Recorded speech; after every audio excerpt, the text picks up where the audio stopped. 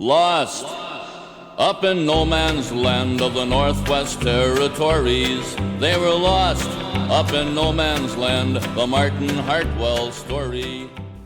Hey there, Rednecks, Preppies, Redneck Preppies. It's me, the Redneck Preppy. How you doing today? Great? Good. I'll be honest with you. I hadn't intended on making an update video to my pocket survival kit until next year at the earliest, but like an alcoholic, I had what is referred to as a moment of clarity. A comment left on my initial video over on Odyssey on this kit gave me a kick in the pants by making me look at things a little bit differently. Now, I didn't take all of the comments, suggestions, but I did several, and it resulted in what feels to me like a large transformation. Anyway, enough of the preamble. Let's get into what I've done and see if you agree. The first change is the most obvious. I got rid of the pouch that the kit was in and immediately shed a fair amount of bulk and weight. Now, the Odyssey comment suggested that I put the entire kit in the Whirlpack bag that was inside the kit, but I decided instead to go with a waterproof to 200 feet Ziploc bag. With everything in it, it actually does end up slimmer than the original kit. And it covers about the same surface area. Still, there's my hand in relation to it if you remember the previous video. So, not really that much bigger, but slimmer. I'm happy I made this change. I think this is actually a lot more pocketable than it was before. Okay, first up is the water component, and nothing has changed here. I still have the stand-up Whirlpack bag, a coffee filter to remove sediment while collecting water, and 6 Katadyn water purification tablets, which should provide for a few days of water. If I make any changes, it'll probably be to add a few more purification tablets. You know, each 2 adds another day, basically, of water. So that is something. Shelter is a ditto. Still using a Mylar blanket that's 1.3 meters by 2.1 meters in size. I'd like more shelter, but this is a pocket survival kit. Available space determines what it is. The compass remains the liquid-filled button compass that I had before. As I've said many times, I'm not a big fan of button compasses, but we're constrained by space, right? Also, this appears to be a water-filled compass, which could pose a problem in sub-zero conditions. I may end up replacing this with an oil-filled version at some point. Still got the same whistle for whistling and signaling. It has an internal compartment in there, so you can put whatever you can fit in there. A note with some information, tinder, medication, whatever you can get to fit in there. As also part of my signaling apparatus, I still have a, signal mirror. It's a smaller one, but more than adequate for the task.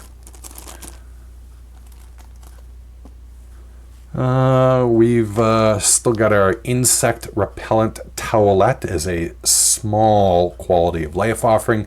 If you've spent any time in the woods during mosquito season, you know that life is nothing short of hell when they start in on you. And I'm not talking about a couple of mosquitoes. I'm talking hundreds to thousands of them. One day I'll tell you the story of when I was in basic training and discovered exactly how nightmarish the little bastards can be. So this might actually save your life, if only, or your sanity anyway. We got 2 safety pins for whatever use you can make of them. Equipment repair, ad hoc fishing hooks, using first aid, whatever you can think of.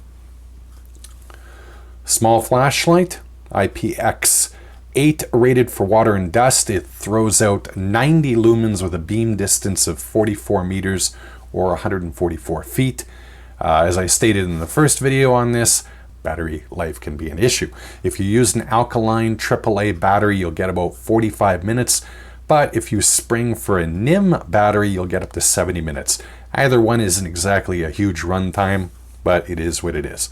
It's very light though. It weighs, I think, 0.6 ounces or 19.4 grams. So that is good. Now, obviously with a small kit, I couldn't get any paracord in here, in any usable length anyway. So I included two other kinds of cordage, both of them nylon, one a bit thicker, a little stronger.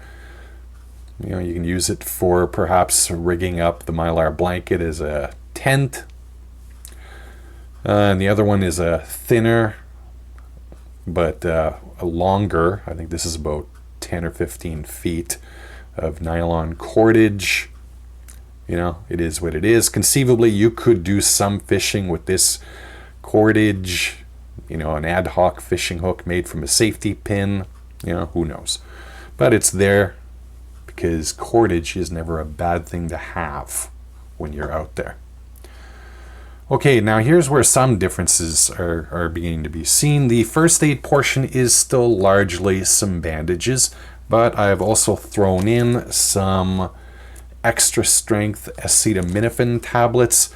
You can always toss a few more in. Outside from pain relief from injury, you know, there is also an old military trick to take a pain reliever before a long march, you know, to dull the pain and fatigue that starts up while you're doing that sort of fun stuff.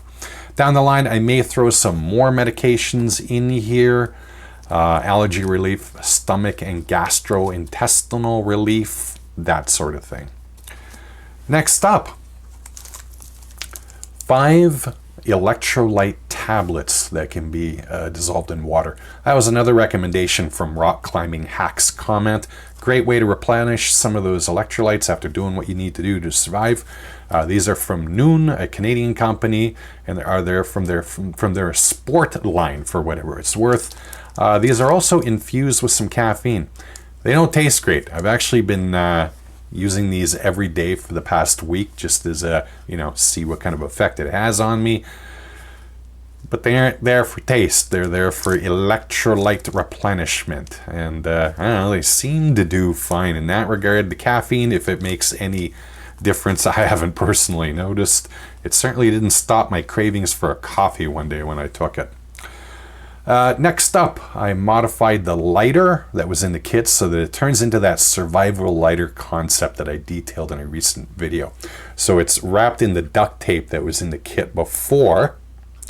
It's got a few feet of jute cord wrapped around it, and it's topped off with 3 Ranger bands. So you've got a few kinds of tinder if you need it, or duct tape and Ranger bands for their many purposes. And finally, the last change was the knife.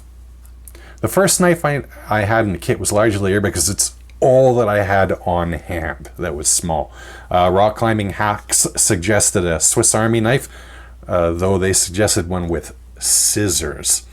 That proved to be a bit of a problem. I wanted a thin knife, and this certainly is one, which limited the models that Victorinox offered. So I ended up with their Walker model, which was a bit of a compromise over what I wanted.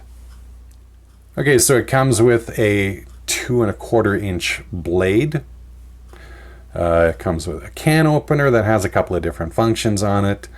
A 2¾ inch saw blade, which it isn't going to be fun to process wood with, but it is what it is.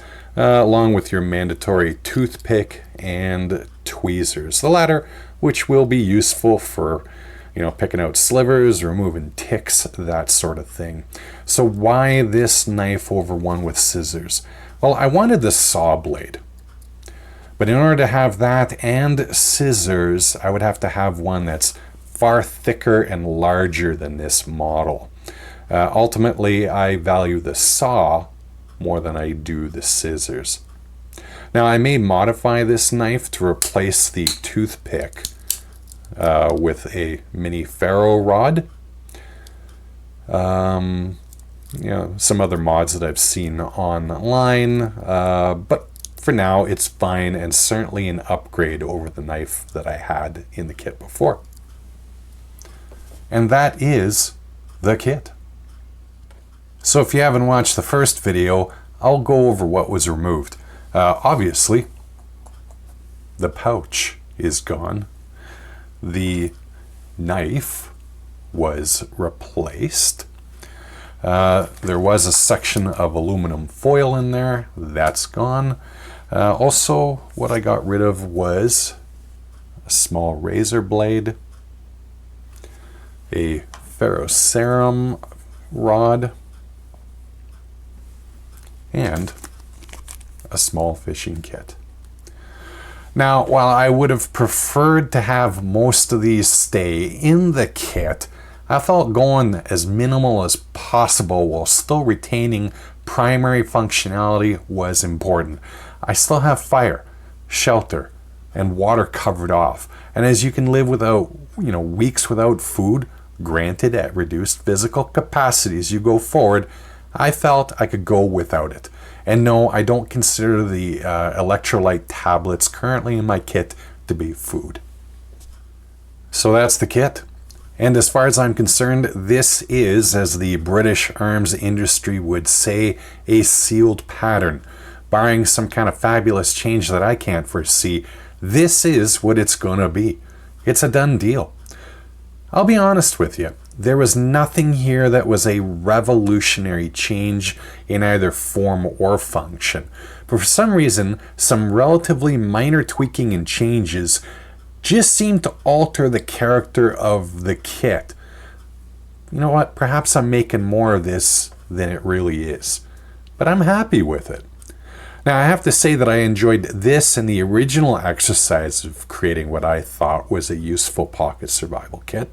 Not only did it create this end product, but it also bled into the full-size survival kit that I recently released a video on for its third iteration. I've made a number of big changes to that kit as well, partly informed by this, and I'll probably be making a video on that kit fairly soon. At any rate, I hope you found today's video to be vaguely entertaining and mildly informative. As always, I hope you never need your survival kit, but practice with it to know how to use it. Take care, and bye-bye.